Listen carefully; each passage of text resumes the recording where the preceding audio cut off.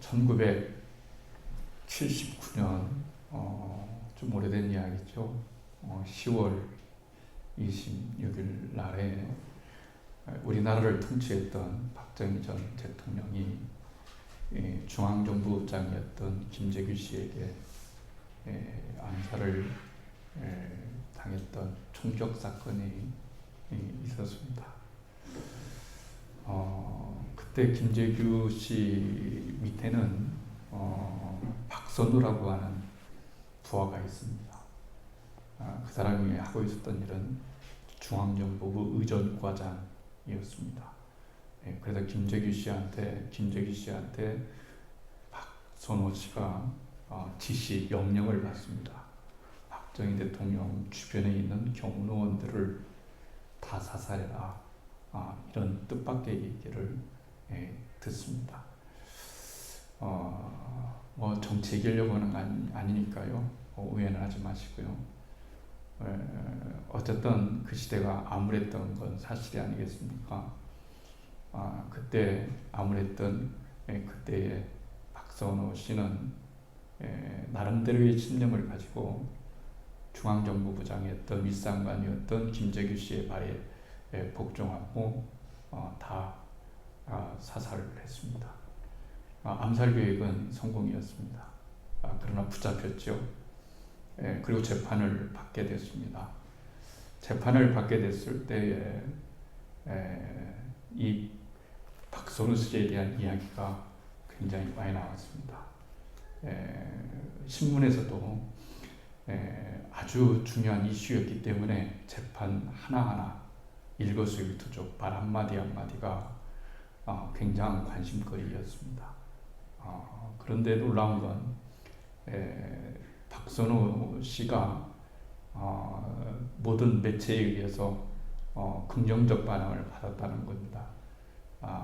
왜냐하면 그때는 굉장히 서슬이 시퍼렀던 때이기 때문에 이 보도가 잘못 나가면 안 될 수도 있는데 위험할 수도 있는데 박선우 씨만큼은 긍정적으로 신문이 보도에 나갔습니다. 그 이유는 죽음을 두려워하지 않았기 때문에 그렇습니다. 죽음을 두려워하지 않고 원망도 하지 않았습니다. 우리 같으면은 나는 중앙정보부장 직속장관이 시켜서 한 것뿐입니다. 이렇게 중언을 하려고 하지 않겠습니까? 그러나 이 박선우 씨는 절대로 윗상관을 비난하거나 또 윗상관에게 책임을 전가하지 않고 김재규 씨한테 유리한 중언을 하고 나는 죽어도 좋으니까 내 밑에 있었던 부하들은 내가 시켜서 한 일이니까 이들은 사형만큼은 면하게 해달라. 이렇게 얘기했습니다. 그러면서 그가 한 말, 유명한 말이 있는데요. 여러분도 들어보셨을 것입니다. 그가 이렇게 말을 했습니다. 해병대 출신인데요. 한 번 해병은 영원한 해병이다. 해병은 의리에 살고 의리에 죽는다. 이렇게 얘기를 했습니다. 의리가 없는 시대에 살고 있습니다. 신의가 없는 시대에 살고 있습니다. 그렇죠? 배신을 밥 먹듯 하는 그런 시대에 살고 있습니다. 아마 그래서 그때 당시에 박선우 씨에 대해서 참 의리 있는 사람이다 이렇게 말을 했던 것 같습니다. 부활주의를 준비하면서 매년마다 막달라 마리아에 대해서 얘기합니다. 막달라 마리아 참 대단한 여자다. 참 대단한 여자다. 이런 생각을 많이 합니다. 어떻게 저런 믿음을, 의리를 가질 수 있었을까? 이렇게 말합니다.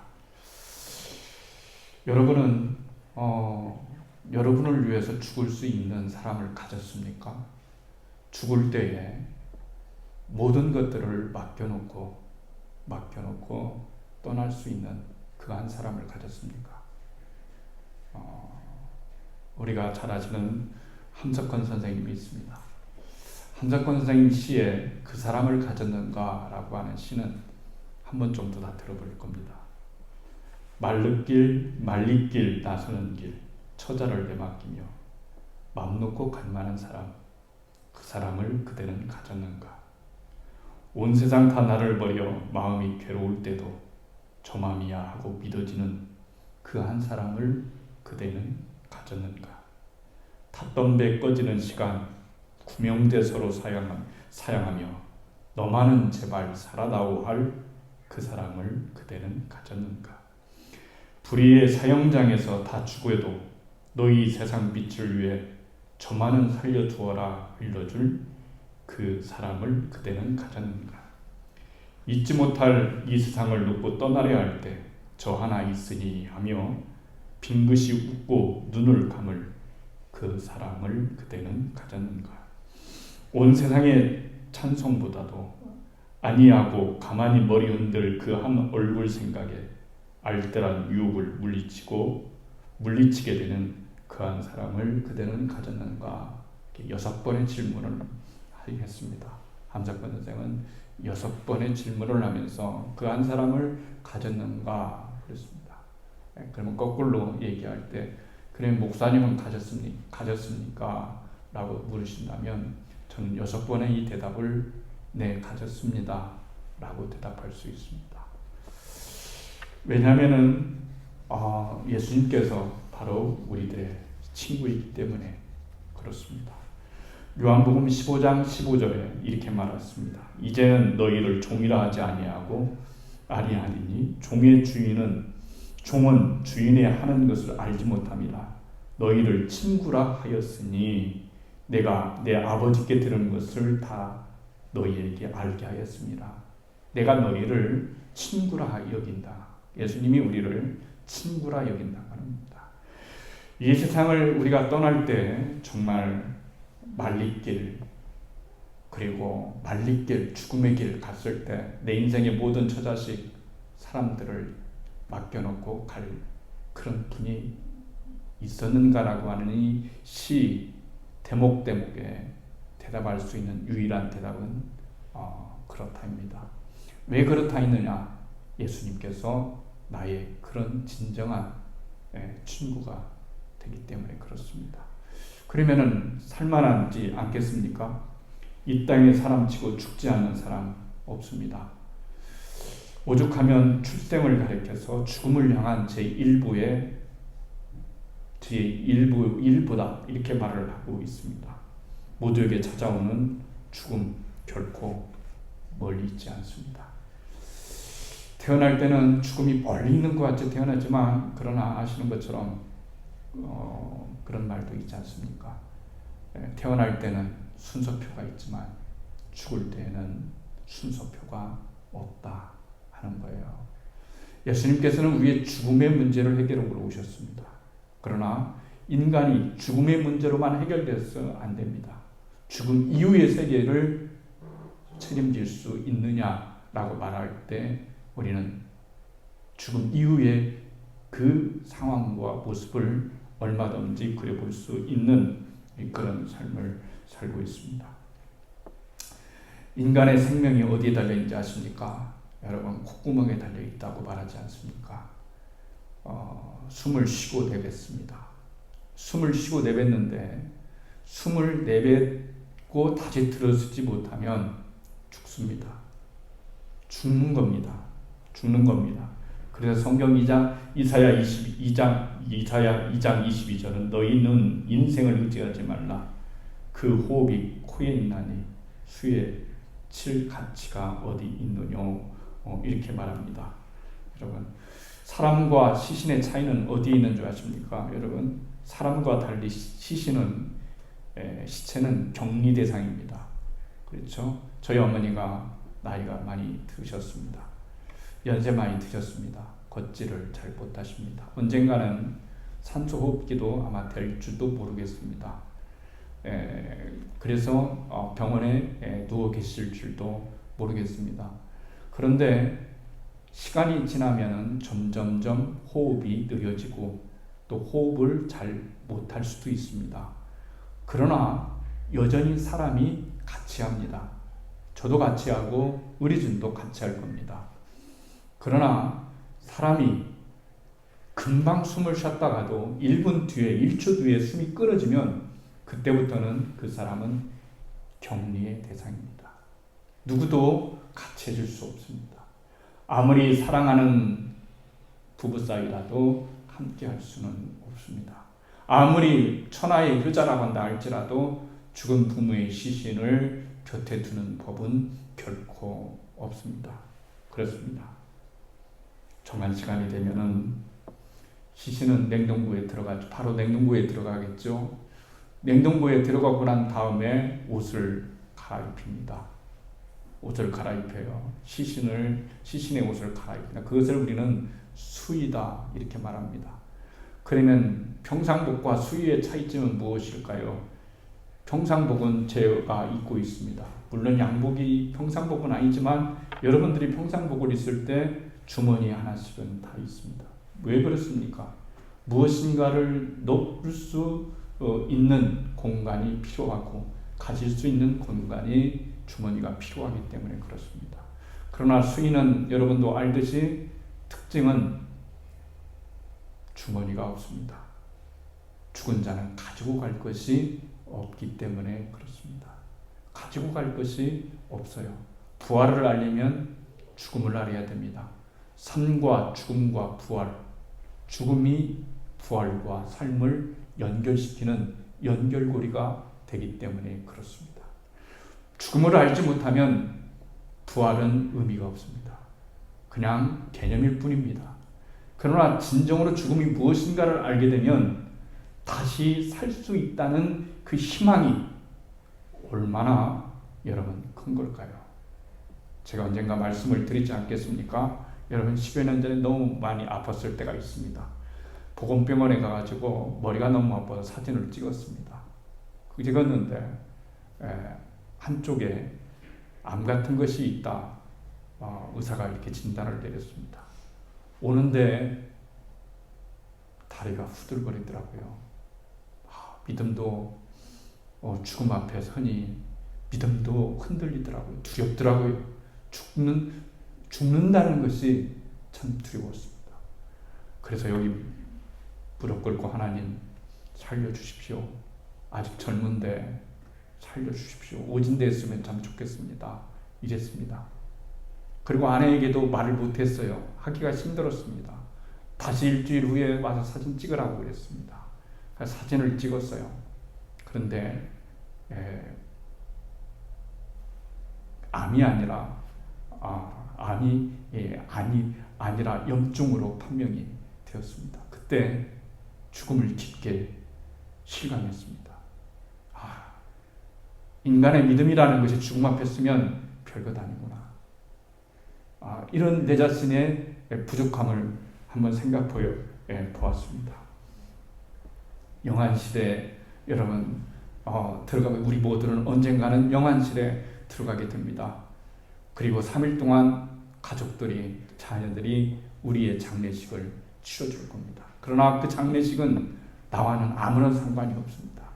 아무리 대통령이 화환을 보내고 아무개가 화환을 보내서 그 복도를 다 화환으로 점령을 한다 할지라도 수많은 사람들이 오고 간다 할지라도 죽은 자하고는 별로 관계가 없습니다. 죽은 자는 돌아오지 않기 때문에 그렇습니다. 아무런 의미가 없기 때문에 그렇습니다. 그리고 장례식이 끝나면 이제는 그 차를 연구차에 싣고 화장터로 가게 되는 거죠. 물론 매장지도 마찬가지입니다. 거기에서 화구 속에 그 관을 집어넣습니다. 내가 누워있는 그 관을 집어넣습니다. 2시간도 되지 않아서 시신은 다 불타버리고 한 줌의 뼈로 남습니다. 그것도 다 사라질 수 있습니다. 그러나 가족들, 유족들이라고 하지요. 유족들을 위로하기 위해서 조금 남겨둘 뿐입니다. 그 뼈가루 둥굴실에 들어가서 그것을 뼈로 갈아서 여기 고인이 있습니다. 이게 인간의 실상입니다. 그 요구를 받아서 우리는 다른 기념할 만한 곳에 놓고 생각을 하지만 세월이 지나면 그것 또한 별로 와닿지 않는 일이 됩니다. 말씀드렸던 것처럼 가까운 슬픔이 먼 슬픔에 의해서 밀려나기 때문에 그렇습니다. 그렇기 때문에 산다고 하는 것은 굉장히 중요하지만 그러나 부활이 없다면, 여러분과 제가 다시 사는 것이 없다면 우리의 신앙과 우리의 삶은 아무런 의미가 없게 되는 것을 알 수가 있습니다.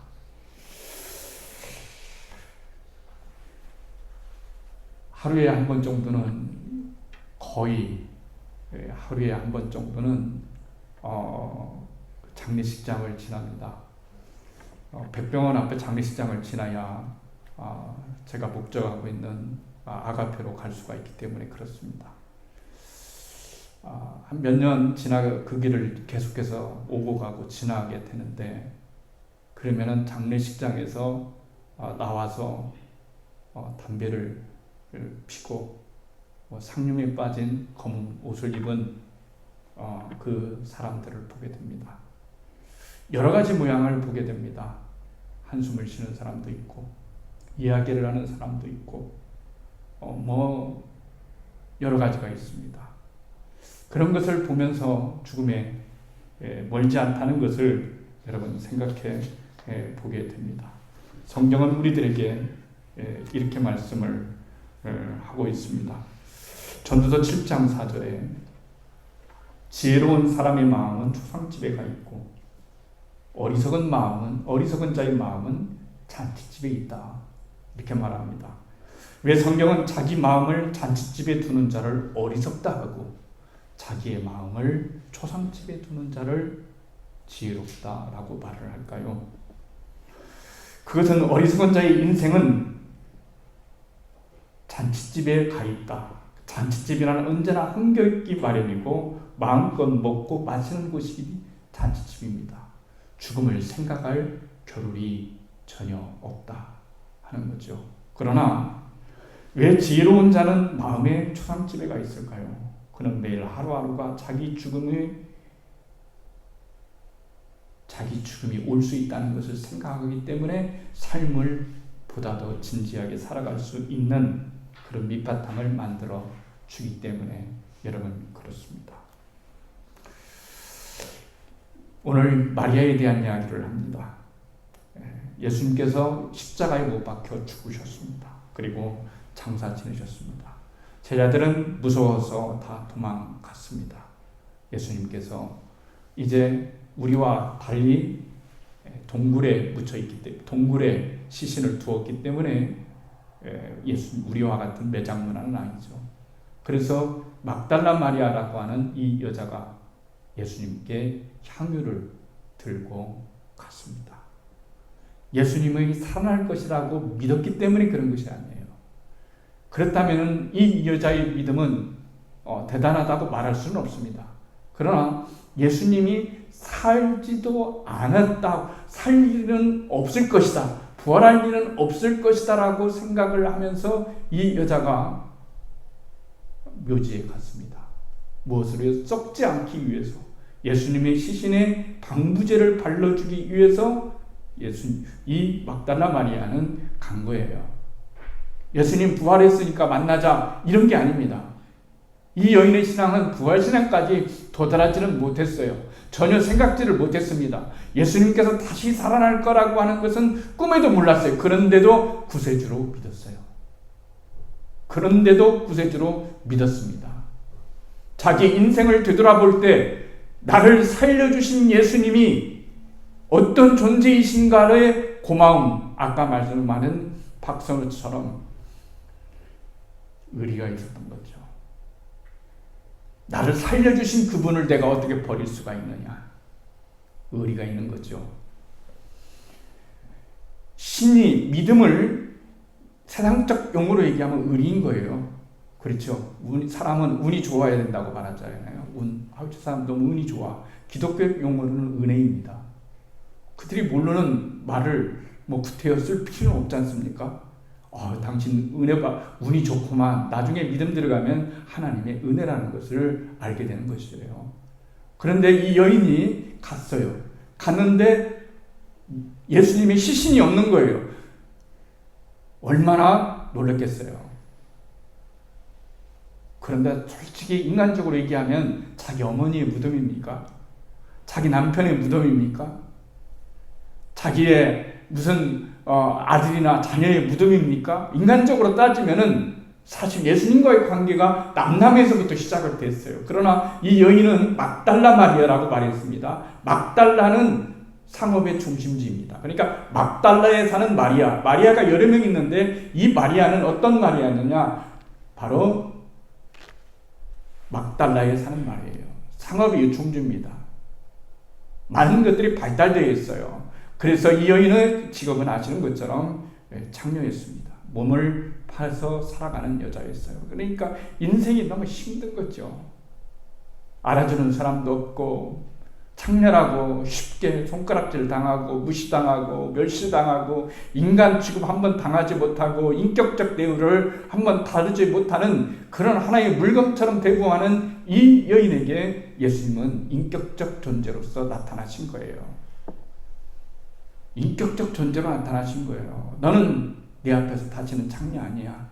너는 하나님의 자녀야. 하나님의 딸이야. 너희 인생은 나를 만남으로 인해서 나를 믿음으로 말미암아서 모든 것이 달라질 거야. 그랬습니다.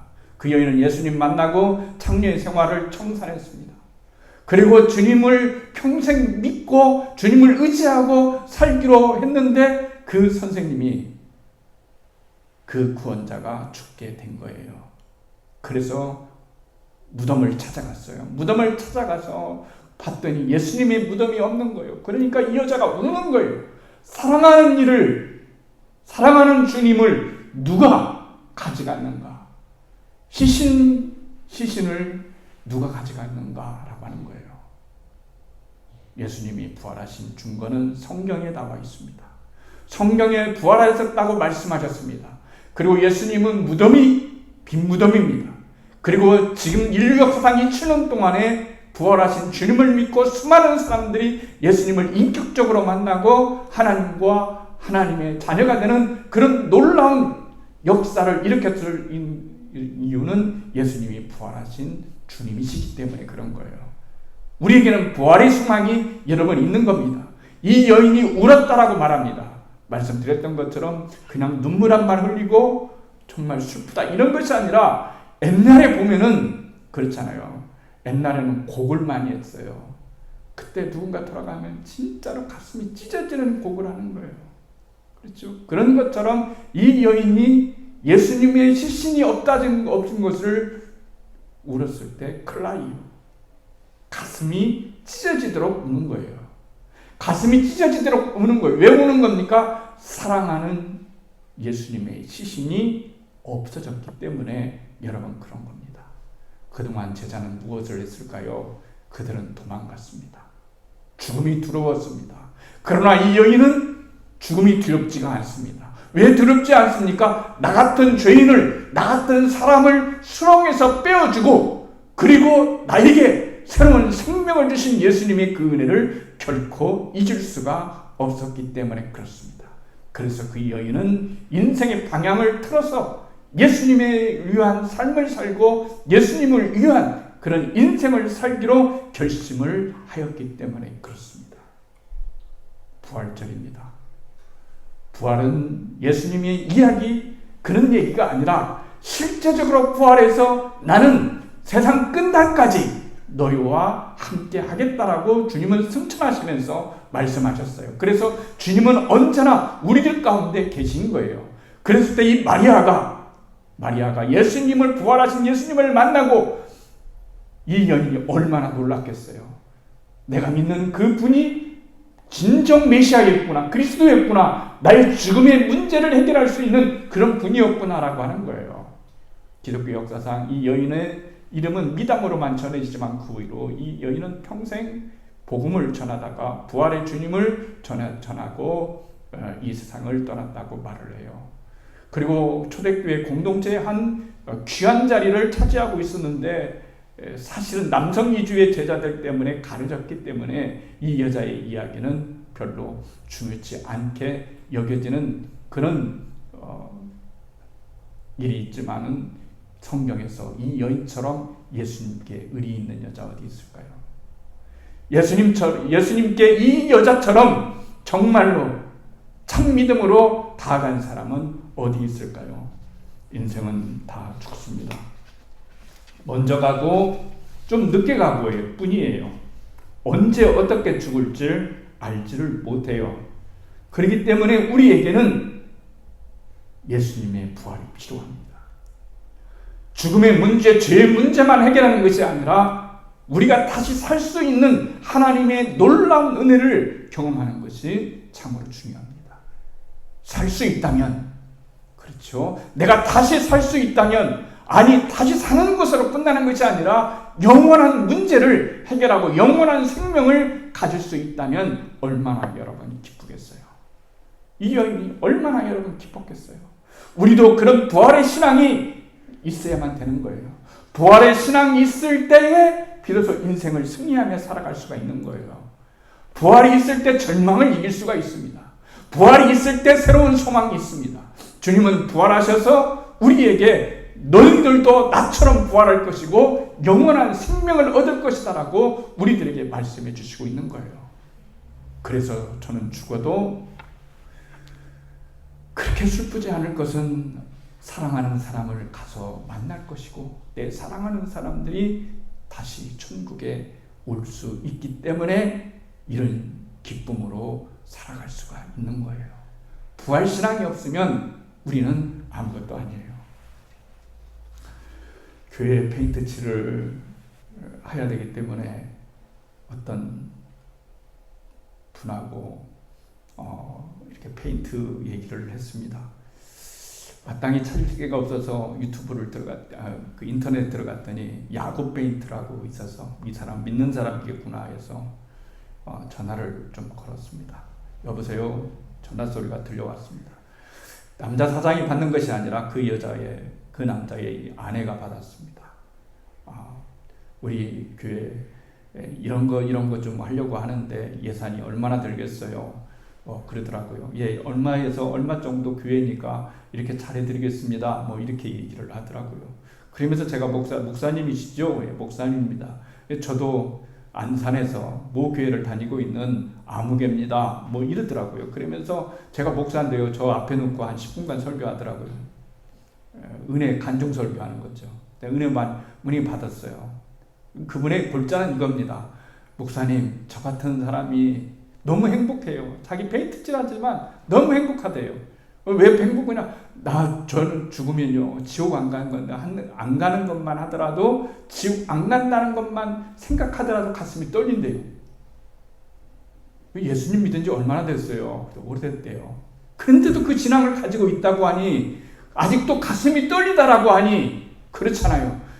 내가 하나님 나라에 가는 것만 생각하면 지옥에 가지 아니하고 하나님 나라에 가서 영원히 살 생각만 하면은 가슴이 떨려서 너무 기쁘대요. 보니까 막 너무 업됐어요. 기쁜 거예요. 그러면서 마지막 저기를 하면서 이렇게 말하는 거예요. 목사님 그래요. 그래서 저는 큰 말을 한 줄 알았어요. 목사님 그래요. 그래서 예. 그랬더니 이분이 하는 말이 그래요. 사랑해요. 그런 거예요. 한 번도 본 적도 없죠. 그런데 진심 어린 마음으로 목사님 사랑합니다. 이렇게 얘기하는 거예요. 왜 이런 말을 하고 들을 수 있을까요? 부활신앙이 있기 때문에 그런 거예요. 부활로 바라보니까 모든 것이 새로워지다라는 얘기예요. 부활신앙으로 바라보면 모든 것이 새로워질 수밖에 없는 거예요. 새로워질 수밖에 없는 겁니다. 다시 살 수 있고 내가 죽어도 다시 살 수 있고 내가 사랑하는 사람도 다시 살 수 있고 다시 만날 수 있고 그렇잖아요. 다시 만날 수가 있잖아요. 기다리다 보면 언젠가는 다시 만나게 되는 거예요.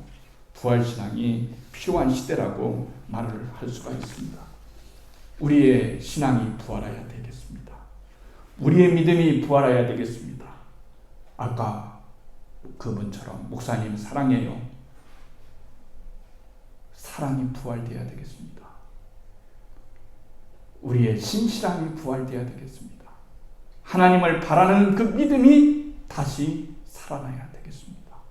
주님은 다시 사셨습니다. 그리고 주님은 말씀하셨습니다. 너희들도 나처럼 다시 부활하고 영원히 살 것이야. 나는 너희들의 처소를 예비하러 간다. 그리고 나는 다시 너희들을 부르러 올 것이야.